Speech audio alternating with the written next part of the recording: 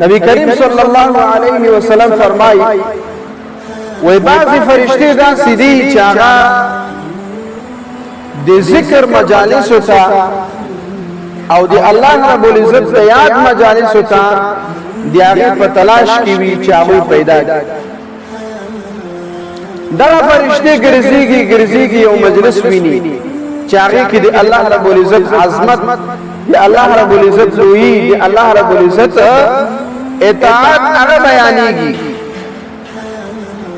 نو هغه نورو فرشتو ته اواز کوي وایي راسئ ستاسو مقصود دلته پوره کېږي، تاسو چې د څه په تلاش کې وئ هغه دلته پیدا شي.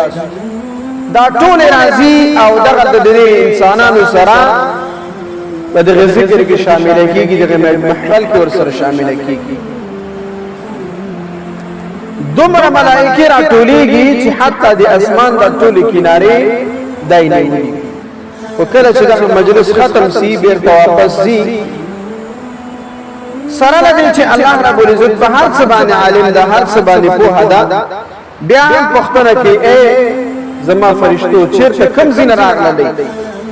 نو فرشتو په جواب کې ورته وایي ای الله په ځمکه کې ستا بندګانو د تا د یاد او د تا د صفاتو، د تا د حمد او د ثنا، ستا د عظمت او د لویۍ مجلس جوړ کړی و، هغې ته ناست وایي دغې بندګانو څه غوښتل؟ وایي ستا حمد او ثنا یې ویلې، ستا صفات یې بیانول. الله رب العزت ورته فرمایي وایي زه لیدلی یم، وایي یا الله ته یې نه لیدلی، که چېرته لیدلی وی نو د دې نه به م زیات ستا عظمت او ستا لویي بیانول. وایي ښه څه یې غوښتل؟ دې بندګانو زما څه غوښتل؟ وایي الله جنت یې غوښته، ستا نه جنت غوښته. وایي آیا جنت یې لیدلی ده؟ وایي جنت یې نه ده لیدلی، که چېرته جنت یې لیدلی وی نو نور به یې هم غوښته. زیات اصرار به کوو او په زیات اصرار سره به جنت غوښتنه کوله. وای نور څه غوښتل؟ وای یا الله د جهنم نه پناه غوښتله، د اور نه پناه غوښتله. وای اور یې لیدلی ده، جهنم یې لیدلی ده او که نه؟